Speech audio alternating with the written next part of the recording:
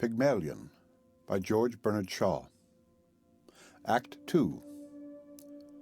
Next day at 11 a.m. Higgins' laboratory in Wimpole Street. It is a room on the first floor looking on the street and was meant for the drawing room. The double doors are in the middle of the back hall, and persons entering find in the corner to their right 2 tall filed cabinets at right angles to one another against the walls. In this corner stands a flat writing table on which are a phonograph, a laryngoscope, a row of tiny organ pipes with a bellows, a set of lamp chimneys for singeing flames with burners attached to a gas plug in the wall by an india-rubber tube, several tuning forks of different sizes, a life-size image of half a human head showing in section the vocal organs, and a box containing a supply of wax cylinders for the phonograph. Further down the room on the same side is a fireplace with a comfortable leather-covered easy-chair at the side of the hearth nearest the door and a coal scuttle. There is a clock on the mantelpiece. Between the fireplace and the phonograph table is a stand for newspapers. On the other side of the central door, to the left of the visitor, is a cabinet of shallow drawers. On it is a telephone and the telephone directory. The corner beyond, and most of the side wall, is occupied by a grand piano with a keyboard at the end furthest from the door, and a bench for the player extending the full length of the keyboard. On the piano is a dessert dish heaped with fruit and sweets, mostly chocolates. The middle of the room is clear. Besides the easy chair, the piano bench, and 2 chairs at the phonograph table, there is one stray chair. It stands near the fireplace. On the walls, engravings, mostly Piranesi and mezzotint portraits. No paintings. Pickering is seated at the table, putting down some cards and a tuning fork which he has been using. Higgins is standing up near him, closing 2 or 3 file drawers which are hanging out. He appears in the morning light as a robust, vital, appetizing sort of man of 40 or thereabouts, dressed in a professional-looking black frock coat with a white linen collar and black silk tie. He is of the energetic, scientific type, heartily, even violently interested in everything that can be studied as a scientific subject, and careless about himself and other people, including their feelings. He is, in fact, but for his years and size, rather like a very impetuous baby, taking notice eagerly and loudly, and requiring almost as much watching to keep him out of unintended mischief. His manner varies from genial bullying, when he is in a good humor, to stormy petulance when anything goes wrong, but he is so entirely frank and devoid of malice that he remains likable even in his least reasonable moments. He speaks as he shuts the last drawer.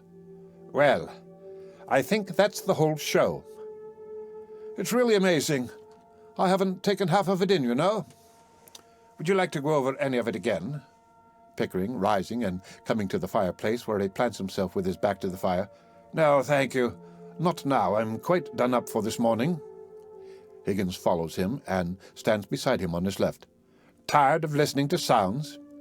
"Yes, it's a fearful strain. I rather fancied myself because I can pronounce 24 distinct vowel sounds, but your 130 beat me. I can't hear a bit of difference between most of them." Higgins chuckles and, going over to the piano, eats some sweets. "Oh, that comes with practice. You hear no difference at first, but you keep on listening, and presently you find they're all as different as A from B." At this point, Mrs. Pierce looks in. She is Higgins' housekeeper. "What's the matter?" Mrs. Pierce, speaking hesitatingly and evidently perplexed. "A young woman wants to see you, sir." "A young woman? What does she want?" "Well, sir, she says you'll be glad to see her when you know what she's come about. She's quite a common girl, sir, very common indeed. I should have sent her away, only I thought perhaps you wanted her to talk into your machines. I hope I've not done wrong, but really, you see such queer people sometimes. You'll excuse me, I'm sure, sir." "Oh, that's all right, Mrs. Pierce. Has she an interesting accent?" "Oh, something dreadful, sir, really. I don't know how you can take an interest in it." Higgins turns to Pickering. "Oh, let's have her up. Show her up, Mrs. Pierce." He rushes across to his working table and picks out a cylinder to use on the phonograph. Mrs. Pierce, only half resigned to her task. "Very well, sir. It's for you to say." She goes downstairs. "Well, this is rather a bit of luck. I'll show you how I make records. We'll set her talking, and I'll take it down first in Bell's visible speech, then in broad Romic, and then we'll get her on the phonograph so that you can turn her on as often as you like with the written transcript before you. This is the young woman, sir. The flower girl enters in state. She has a hat with 3 ostrich feathers, orange, sky blue, and red. She has a nearly clean apron, and the shoddy coat has been tidied a little. The pathos of this deplorable figure, with its innocent vanity and consequential air, touches Pickering, who has already straightened himself in the presence of Mrs. Pierce. But as to Higgins, the only distinction he makes between men and women is that when he is neither bullying nor exclaiming to the heavens against some featherweight cross, he coaxes women as a child coaxes its nurse when it wants to get anything out of her. Higgins reacts briskly, recognizing her with unconcealed disappointment, and at once baby-like, making an intolerable grievance of it. "Why, this is the girl I jotted down last night. She's no use. I've got all the records I want of Listen Grove lingo, and I'm not going to waste another cylinder on it. Be off with you. I don't want you." "Don't you be so saucy. You ain't heard what I come for yet." Speaking to Mrs. Pierce, who is waiting at the door for further instruction, "Did you tell him I come in a taxi?" "Nonsense, girl. What do you think a gentleman like Mr. Higgins cares what you came in?" "Oh, we are proud. He ain't above giving lessons, not him. I heard him say so. Well, I ain't come here to ask for any compliment, and if my money's not good enough, I can go elsewhere." "Good enough for what? Good enough for you? Now, you know, don't you? I've come to have lessons, I am, and to pay for 'em too, make no mistake." "Well, what do you expect me to say to you?" "Well, if you was a gentleman, you might ask me to sit down, I think. Don't I tell you I'm bringing you business?" "Pickering, shall we ask this baggage to sit down, or shall we throw her out of the window?" Oh, I won't be called a baggage when I've offered to pay like any lady." Motionless, the 2 men in the room stare at her from the other side of the room, amazed. Pickering speaks. "What is it you want, my girl?" "I want to be a lady in a flower shop instead of selling at the corner of Tottenham Court Road. But they won't take me unless I can talk more genteel. He said he could teach me. Well, here I am, ready to pay him, not asking any favour, and he treats me as if I was dirt." "How can you be such a foolish, ignorant girl as to think you could afford to pay Mr. Higgins?" "Why shouldn't I? I know what lessons cost as well as you do, and I'm ready to pay." "How much?" The girl comes back to him, triumphant. "Now you're talking. I thought you'd come off it when you saw a chance of getting back a bit of what you chucked at me last night.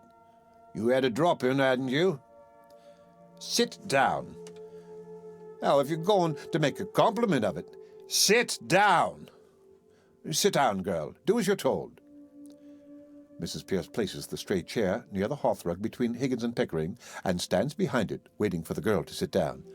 "Oh!" She stands up, half rebellious and half bewildered. Pickering speaks. "Won't you sit down?" "I don't mind if I do."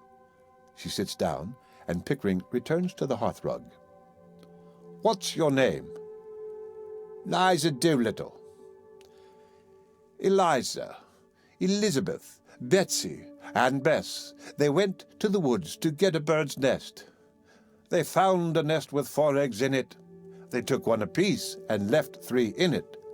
Pickering and Higgins laugh heartily at their own wit. "Oh, don't be silly." "You mustn't speak to the gentleman like that." "Well, why won't he speak sensible to me?" "Come back to business. How much do you propose to pay me for the lessons?" "Oh, I know what's right. A lady friend of mine gets French lessons for 18 pence an hour from a real French gentleman. Well, you wouldn't have the face to ask me the same for teaching me my own language as you would for French, so I won't give more than a shilling. Take it or leave it." Higgins walks up and down the room, rattling his keys and his cash in his pockets. "You know, Pickering, if you consider a shilling not as a simple shilling, but as a percentage of this girl's income, it works out as fully equivalent to 60 or 70 guineas from a millionaire." "How so?" "Well, figure it out. A millionaire has about £150 a day. She earns about, half a crown." "Who told you I only—" She offers me 2/5 of her day's income for a lesson. 2/5 of a millionaire's income for a day would be somewhere about £60. It's handsome. By George, it's enormous. It's the biggest offer I ever had. Eliza rises, terrified. £60? What are you talking about? I never offered you £60. Where would I get? Hold your tongue.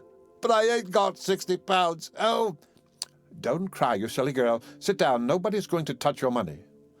Somebody is going to touch you with a broomstick if you don't stop sniveling. Sit down. Eliza obeys slowly. Oh, one would think it was my father.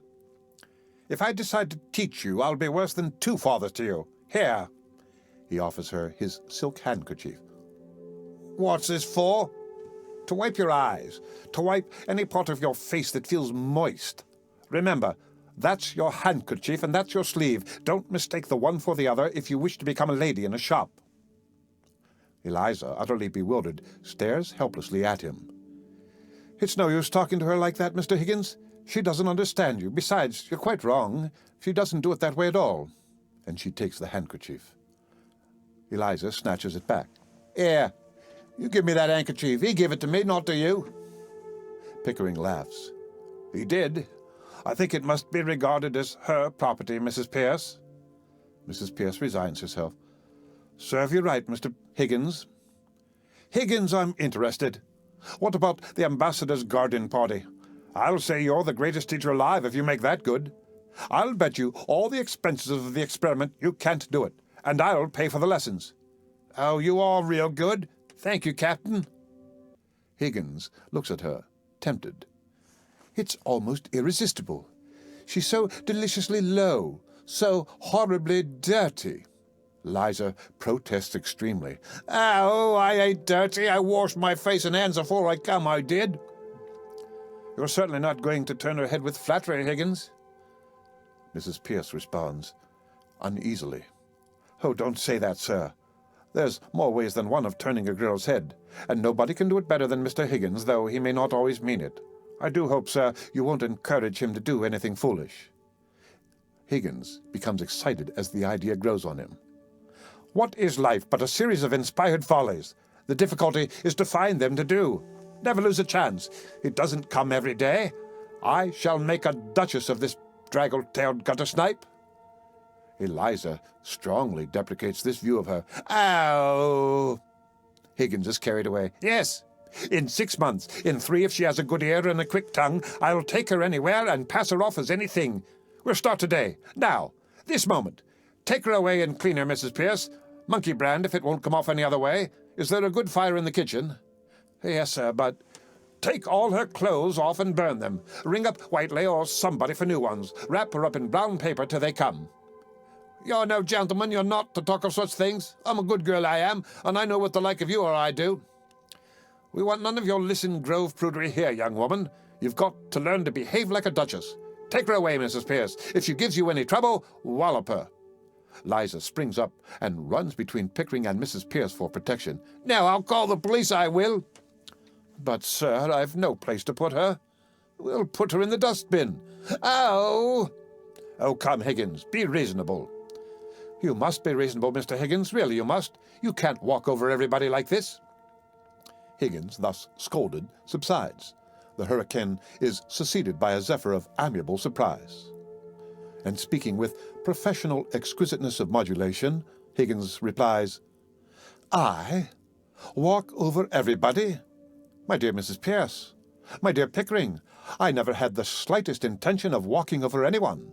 All I propose is that we should be kind to this poor girl. We must help her to prepare and fit herself for her new station in life. If I did not express myself clearly, it was because I did not wish to hurt her delicacy.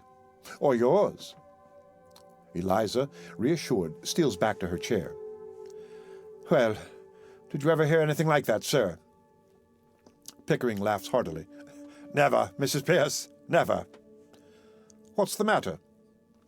Well, the matter is, sir, that you can't take a girl up like that as if you were picking up a pebble on the beach. Why not? Why not? But you don't know anything about her. What about her parents? She may be married. Gone. There. as the girl very properly says, gone. Married indeed. Don't you know that a woman of that class looks a worn-out drudge of 50 a year after she's married? Who'd marry me? Higgins, suddenly resorting to the most thrillingly beautiful low tones in his best elocutionary style. By George, Eliza, the streets will be strewn with the bodies of men shooting themselves for your sake before I've done with you. Oh, nonsense, sir. You mustn't talk to her like that. Eliza rises and squares away herself determinedly. I'm going away. He's off his chump, he is. I don't want no balmies teaching me. Higgins is wounded in his tenderest point by her insensibility to his elocution. Oh, indeed. I'm mad, am I? Very well, Mrs. Pierce. You needn't order the new clothes for her. Throw her out. No, you got no right to touch me. You see now what comes of being saucy? She indicates the door. This way, please. Eliza at this point is almost in tears. I didn't want no clothes. I wouldn't have taken them. She throws away the handkerchief. I can buy my own clothes.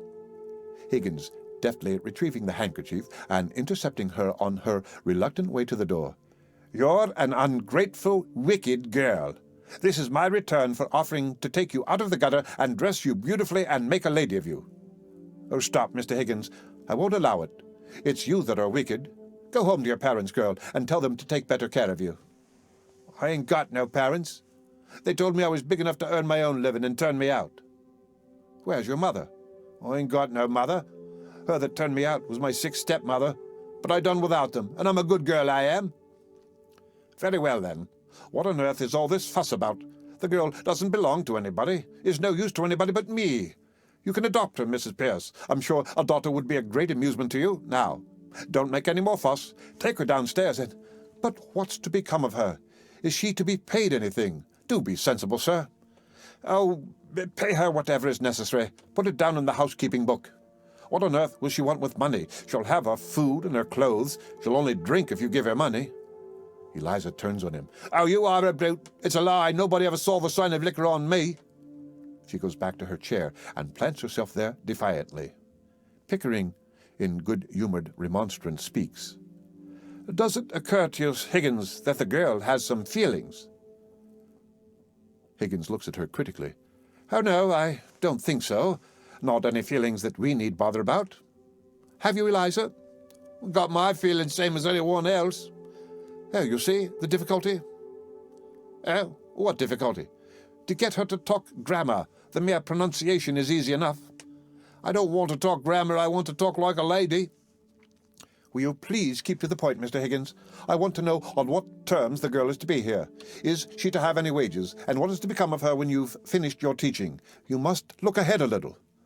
Higgins is impatient. What's to become of her if I leave her in the gutter? Tell me that, Mrs. Pierce. That's her own business, not yours, Mr. Higgins.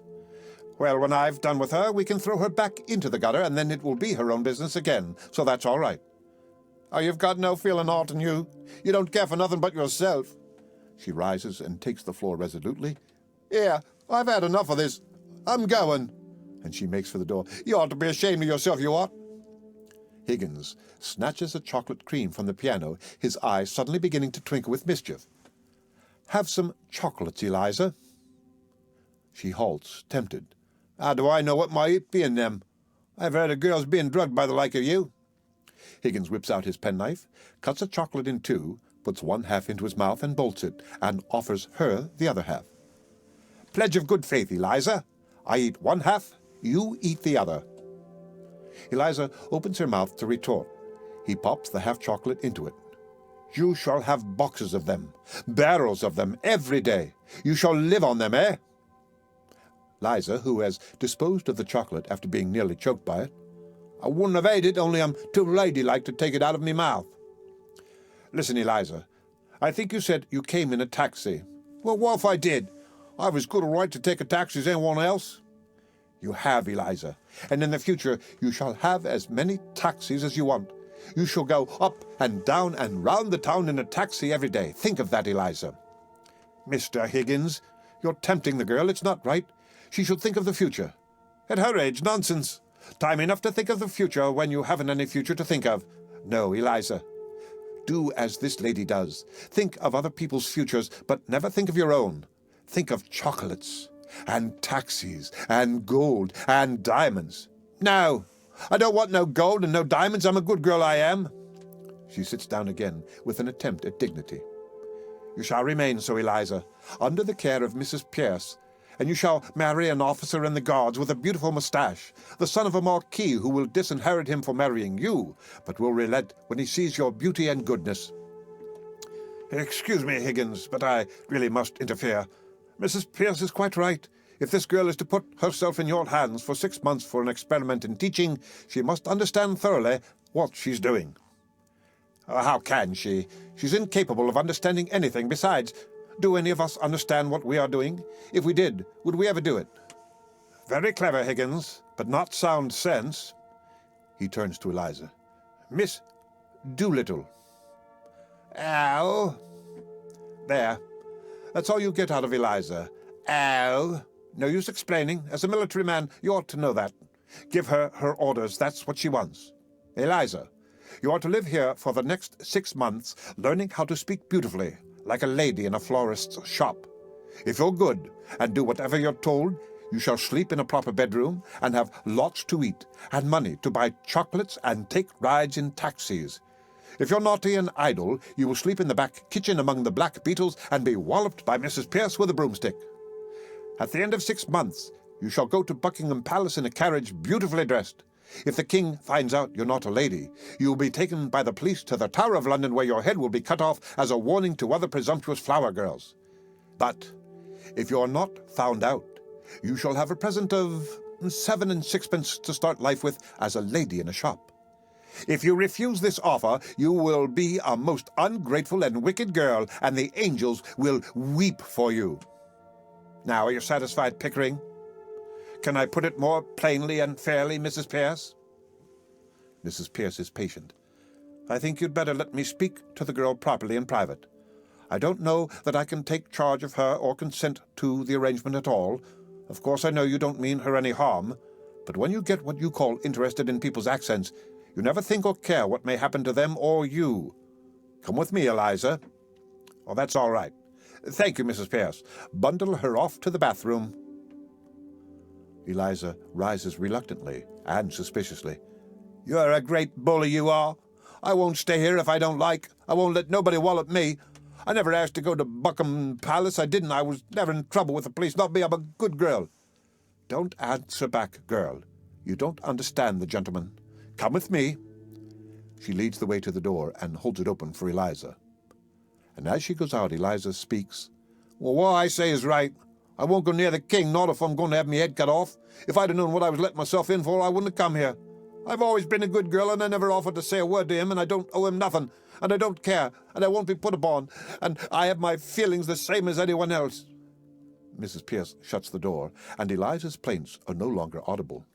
Pickering comes from the hearth to the chair and sits astride it with his arms on the back. Excuse the straight question, Higgins. Are you a man of good character where women are concerned?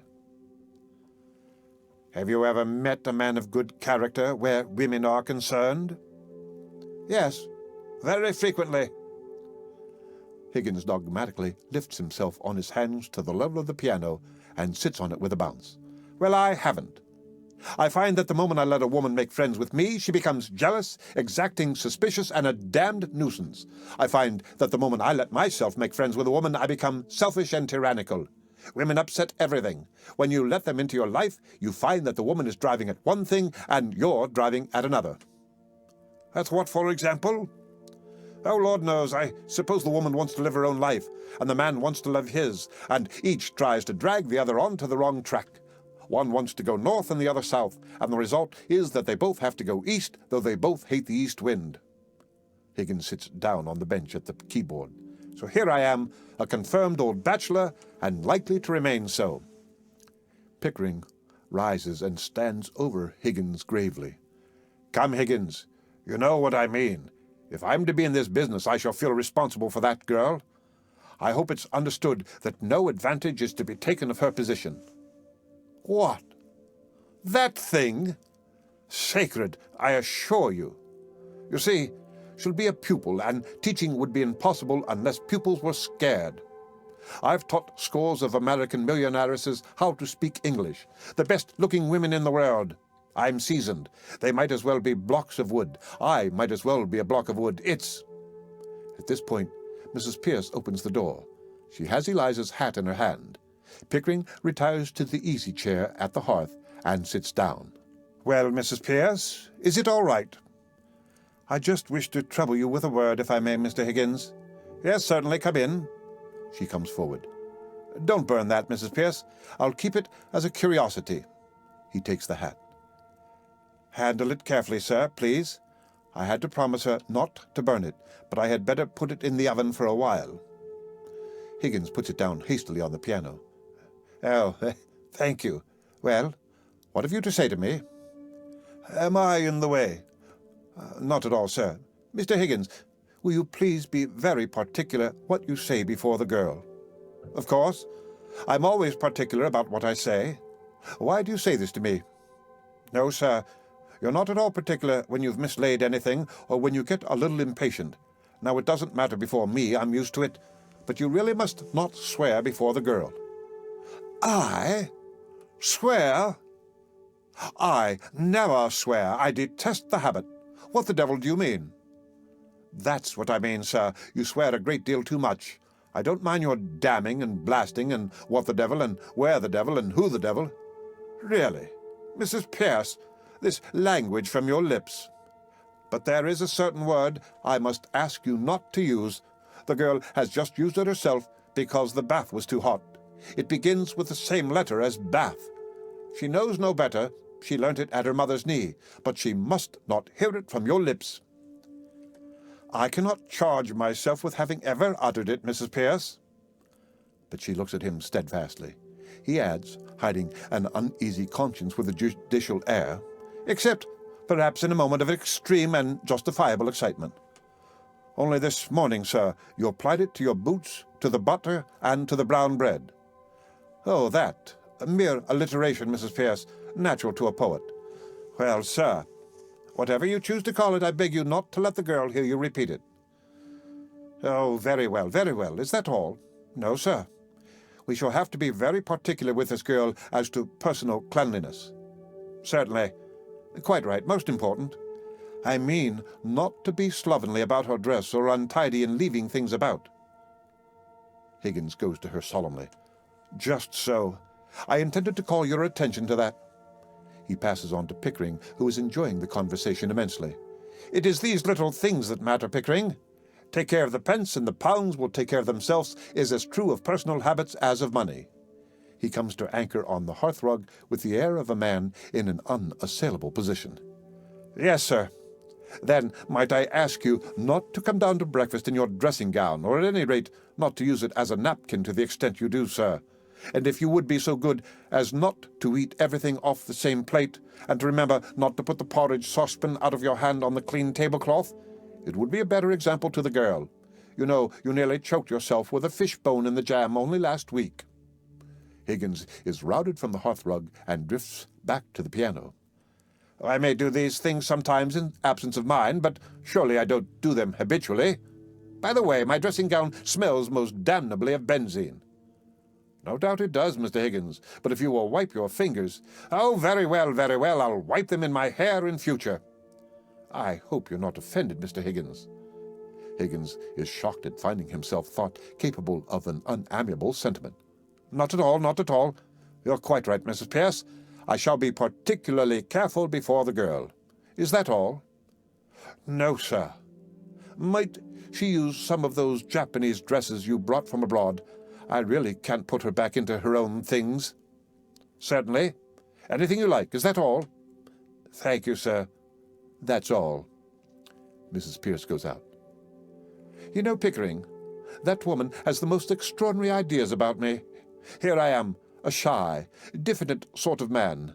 I've never been able to feel really grown-up and tremendous like other chaps, and yet she is firmly persuaded that I'm an arbitrary, overbearing, bossing kind of person.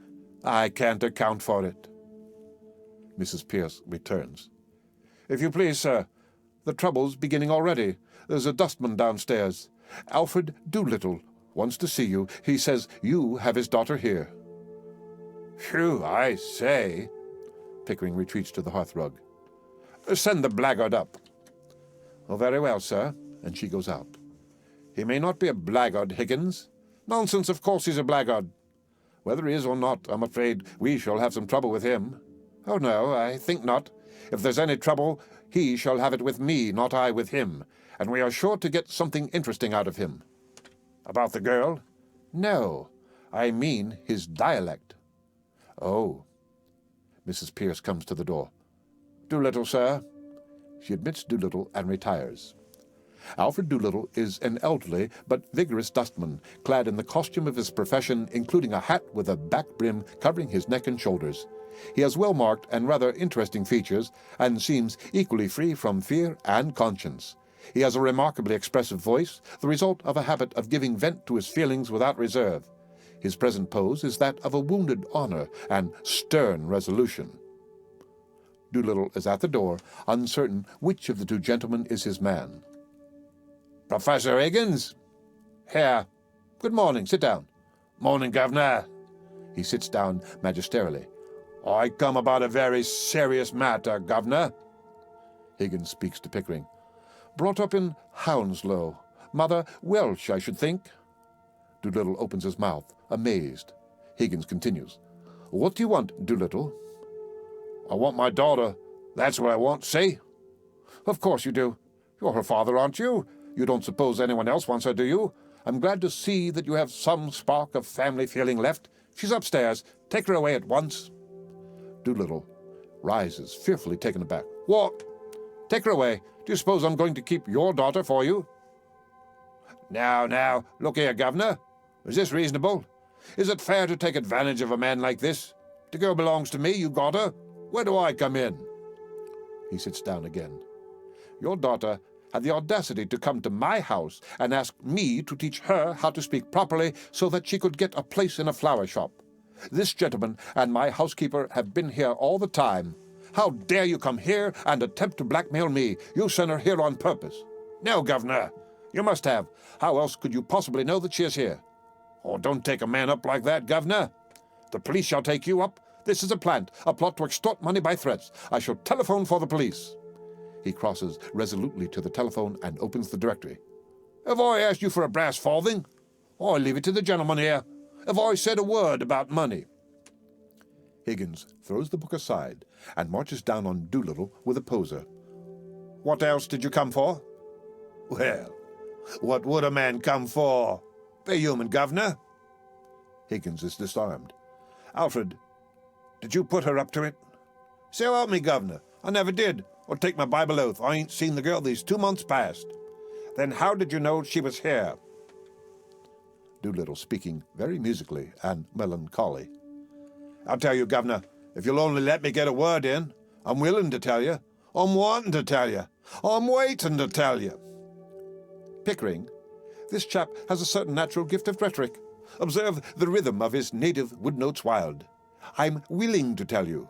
I'm wanting to tell you. I'm waiting to tell you. Sentimental rhetoric. That's the Welsh strain in him. It also accounts for his mendacity and dishonesty. Oh, please, Higgins. I'm West Country myself. Pickering turns to Doolittle. How did you know the girl was here if you didn't send her? Oh, it was like this, Governor. The girl took a boy in the taxi to give him a jaunt. Son of her landlady, he is. He hung about on the chance of giving him another ride home. Well, she sent him back for her luggage when she heard you was willing for her to stop here. I met the boy at the corner of Longacre and Endell Street. Public house, yes. The poor man's club. Governor, why shouldn't I? Oh, do let him tell his story, Higgins.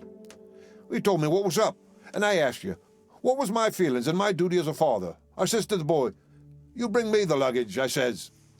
Why didn't you go for it yourself? Landlady wouldn't have trusted me with it, Governor. She's that kind of a woman, you know. I had to give the boy a penny afore he trusted me with it, the little swine. I brought it to her just to oblige you, like, and make myself agreeable, that's all. How much luggage? Musical instrument, Governor. A few pictures, a trifle of jewelry, and a bird cage. She says she didn't want no clothes. What was I to think from that, Governor? I ask you, as a parent, what was I to think? So you came to rescue her from worse than death, eh? Just so, Governor. That's right. But why did you bring her luggage if you intended to take her away? Have I said a word about taking her away? Have I now? You're going to take her away double quick. He crosses to the hearth and rings the bell. No, governor. Don't say that. I'm not the man to stand in my girl's light. Here's a career opening for her, as you might say, and... Mrs. Pierce opens the door and awaits orders. Mrs. Pierce, this is Eliza's father. He has come to take her away. Give it to him. He goes back to the piano with an air of washing his hands of the whole affair. Now, this is a misunderstanding. Listen here. He can't take her away, Mr. Higgins. How can he? You told me to burn her clothes. That's right. I can't carry the girl through the streets like a bloomin' monkey, can I? Put it to you. You have put it to me that you want your daughter. Take your daughter. If she has no clothes, go out and buy her some. Where's the clothes she come in? Did I burn them, or did you, missus, here? I am the housekeeper, if you please. I have sent for some clothes for your girl. When they come, you can take her away. You can wait in the kitchen. This way, please. Doolittle, much troubled, accompanies her to the door, then hesitates, finally turns confidentially to Higgins. Listen here, governor. You and me is men of the world, ain't we? Oh, men of the world, are we? You'd better go, Mrs. Pierce. I think so indeed, sir. She goes with dignity. The floor is yours, Mr. Doolittle. I thank you, governor. He turns to Higgins, who takes refuge on the piano bench, a little overwhelmed by the proximity of his visitor, for Doolittle has a professional flavor of dust about him. Well, the truth is, I've taken sort of a fancy to you, governor, and if you want the girl, I'm not so set on having her back home again, but what I might be open to an arrangement. Regarded in the light of a young woman, she's a fine, handsome girl. As a daughter, she's not worth her keeping, so I tell you straight. All I ask is me rights as a father, and you're the last man alive to expect me to let it go for nothing, for I can see you're one of the straight sort, governor. Well, what's a £5 note to you, and what's Eliza to me? He returns to his chair and sits down judicially. I think you ought to know, Doolittle, that Mr. Higgins' intentions are entirely honourable. Course they are, governor. If I thought they wasn't, I'd ask 50. Higgins is revolted. Do you mean to say, you callous rascal, that you would sell your daughter for £50? Well, not in general way I wouldn't, but to oblige a gentleman like you, I'd do a good deal, I do assure you that. Have you no morals, man? Nah, can't afford 'em, governor. Neither could you if you was as poor as me. Not that I mean any harm, you know, but if Liza's going to have a bit out of this, why not me too? I don't know what to do, Pickering. There can be no question that, as a matter of morals, it's a positive crime to give this chap a farthing, and yet I feel a sort of rough justice in his claim. That's it, governor. That's all I say. A father's heart, as it were. Well, I know the feeling, but really it seems hardly right. Don't say that, governor. Don't look at it that way. What am I, governors, both? I ask you, what am I? I'm one of the undeserving poor, that's what I am. Think of what that means to a man. It means that he's up against middle-class morality all the time. If there's anything going and I put in for a bit of it, it's always the same story. You're undeserving, so you can't have it. But my needs is as great as the most deserving widow that's ever got money out of 6 different charities in 1 week for the death of the same husband. I don't need less than a deserving man, I need more. I don't eat less hearty than him, and I drink a lot more. I want a bit of amusement, 'cause I'm a thinking man. I want cheerfulness and a song and a band when I feel low. Well, they charge me just the same for everything as they charge the deserving. What is middle-class morality? Just an excuse for never giving me anything. Therefore, I ask you as 2 gentlemen not to play that game on me. I'm playing straight with you. I ain't pretending to be deserving. I'm undeserving, and I mean to go on being undeserving. I like it, and that's the truth. You take advantage of a man's nature to do him out of the price of his own daughter what he's brought up and fed and clothed by the sweat of his brow until she's grown up big enough to be interesting to you 2 gentlemen. Is £5 unreasonable? I put it to you, and I leave it to you. Higgins rises and crosses to Pickering. Pickering, if we were to take this man in hand for 3 months, he could choose between a seat in the cabinet and a popular pulpit in Wales. What do you say to that, Doolittle? Not me, governor. Thank you kindly. I've heard all the preachers and all the prime ministers, for I'm a thinking man and game for politics or religion or social reform, same as all the other amusements, and I tell you, it's a dog's life any way you look at it. Undeserving poverty is my line. taking one station in society with another, it's the only one that has any ginger in it to my taste. I suppose we must give him a fiver. He'll make bad use of it, I'm afraid. Oh, not me, Governor, so help me, I won't. Don't you be afraid that I'll save it and spare it and live idle on it. There won't be a penny of it left by Monday. I'll have to go to work same as if I'd never had it. It won't pauperize me, you bet. Just one good spree for myself and the missus, giving pleasure to ourselves and employment to others, and satisfaction to you to think that it's not been thrown away. You couldn't spend it better. Higgins takes out his pocketbook and comes between Doolittle and the piano. Oh, this is irresistible. Let's give him 10. He offers 2 notes to the dustman. No, Governor. She wouldn't have the heart to spend 10, and perhaps I shouldn't either. £10 is a lot of money. It makes a man feel prudent-like, and then goodbye to happiness. You give me what I ask you, Governor. Not a penny more, and not a penny less. Why don't you marry that missus of yours? I rather draw the line at encouraging that sort of immorality. Tell her so, Governor. Tell her so, I'm willing. It's me that suffers by it. I've no hold on her. I've got to be agreeable to her. I got to give her presents. I got to buy her clothes, something sinful. I'm a slave to that woman, Governor, just because I'm not her lawful husband, and she knows it too. Catch her marrying me. Oh, take my advice, Governor. Marry Eliza while she's young and don't know no better. If you don't, you'll be sorry for it after. If you do, she'll be sorry for it after. But better you than her, because you're a man and she's only a woman and don't know how to be happy anyhow.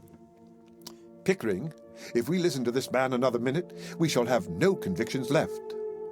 £5, I think you said? Thank you kindly, Governor. You're sure you won't take 10? Not now. Another time, Governor. Higgins hands him the £5 note. Here you are. Thank you, Governor. Good morning. He hurries to the door, anxious to get away with his booty. When he opens it, he is confronted with a dainty and exquisitely clean young Japanese lady in a simple blue cotton kimono printed cunningly with small white jasmine blossoms. Mrs. Pierce is with her. He gets out of her way deferentially and apologizes. Oh, beg pardon, miss. The Japanese lady responds. Gone. Don't know your own daughter. Blimey, it's Eliza. Higgins, simultaneously. What's that? This. By Jove. Don't I look silly? Silly? Now, Mr. Higgins, please, don't say anything to make the girl conceited about herself. Oh, quite right, Mrs. Pierce. Yes, damned silly. Please, sir. I mean, extremely silly. I should look all right with my hat on. She takes up her hat, puts it on, and walks across the room to the fireplace with a fashionable air. A new fashion, by George, and it ought to look horrible. Doolittle speaks up with fatherly pride. Well, I never thought she'd clean up as good as looking as that, Governor. She's a credit to me, ain't she? I tell you, it's easy to clean up here. Hot and cold water on tap, just as much as you like there is. Woolly towels there is, and a towel horse so hard it burns your fingers. Soft brushes to scrub yourself on a wooden bowl of soap smelling like primroses. Now I know why ladies are so clean. Washing's a treat for them. Wish they saw what it is for the like of me. I'm glad the bathroom met with your approval. Oh, it didn't. Not all of it. And I don't care who hears me say it. Mrs. Pierce knows. What was wrong, Mrs. Pierce? Oh, nothing, sir. It doesn't matter. I had a good mind to break it. I didn't know which way to look, but I hung a towel over it, I did. Over what? Over the looking-glass, sir. Doolittle, you have brought your daughter up too strictly. Me? I never brought her up at all, except to give her a lick of a strap now and again. Don't put it on me, Governor. She ain't accustomed to it, you see, that's all. But you'll soon pick up your free and easy ways. I'm a good girl, I am, and I won't pick up no free and easy ways. Eliza, if you say again that you're a good girl, your father shall take you home. Not him. You don't know my father. All he come here for was to touch you for some money to get drunk on. Well, what else would I want money for? To put into the plate in church, I suppose. She sticks her tongue out at him. He is so incensed by this that Pickering presently finds it necessary to step between them. Don't you give me none of your lip, and don't let me hear you giving this gentleman any of it either, or you'll hear from me about it, say? Have you any further advice to give her before you go, Doolittle? Your blessing, for instance? No, Governor, I ain't such a mug as to put up my children to all I know myself. Old enough to hold them in without that. If you want Eliza's mind improved, Governor, you do it yourself with a strap. So long, gentlemen. He turns to go. Higgins says impressively, Stop. You'll come regularly to see your daughter. It's your duty, you know. My brother is a clergyman, and he could help you in your talks with her. Certainly. I'll come, Governor. Not just this week, because I have a job at a distance, but later on you may depend on me. Afternoon, gentlemen. Afternoon, ma'am. He takes off his hat to Mrs. Pierce, who disdains the salutation and goes out. He winks at Higgins, thinking him probably a fellow sufferer from Mrs. Pierce's difficult disposition, and follows her. Daren't you believe the old liar? He'd as soon you set a bulldog on him as a clergyman. You won't see him again in a hurry. I don't want to, Eliza. Do you? Not me. I don't want never to see him again. I don't. He's a disgrace to me, he is, collecting dust instead of working at his trade. What is his trade, Eliza? Talking money out of other people's pockets into his own. His proper trade's a navy, and he works at it sometimes, too, for exercise, and earns good money at it. Ain't you going to call me Miss Doolittle any more? I beg your pardon, Miss Doolittle. It was a slip of the tongue. Oh, I don't mind, only it sounded so genteel. I should just like to take a taxi to the corner of Tottenham Court Road and get out there and tell her to wait for me, just to put the girls in their place a bit. I wouldn't speak to them, you know. Better wait till we get you something really fashionable. Besides, you shouldn't cut your old friends now. That you have risen in the world, that's what we call snobbery.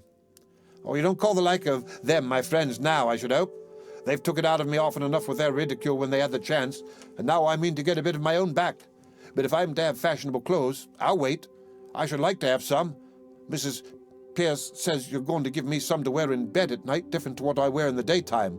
But it do seem a waste of money when you could get something to show. Besides, I never could fancy changing into cold things on a winter night. Mrs. Pierce returns. Now, Eliza, the new things have come for you to try on. Ow! And she rushes out. Mrs. Pierce follows her. Oh, don't rush about like that, girl. Pickering, we have taken on a stiff job. Higgins, we have.